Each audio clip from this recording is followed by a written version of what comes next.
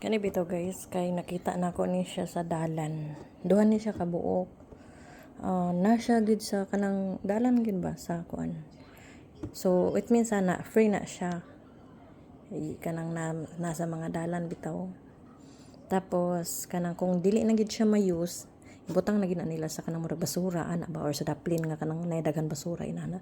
Pero ilain nila nga nasa kilid sa dalan, ma-use pa na nimo. So atong i-open guys. Nay nakabutang diri. Clearance was 5. Man siya.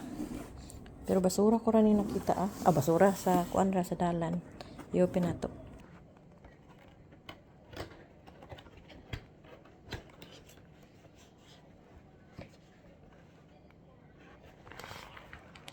Tanawa siya guys. Mura siya kanang bago pa bitaw. Murag wala pa siguro niya nagamit ka. Kailan bitaw nimo na usay ka ng gamit na tapos kuan. Ay sabi tanang na to.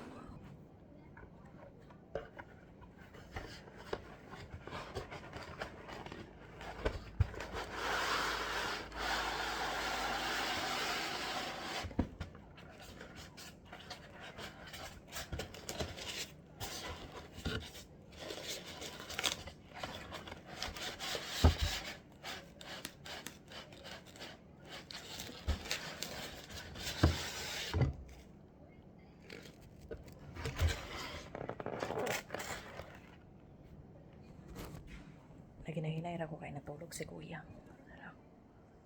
Natulog. So, nara siya guys.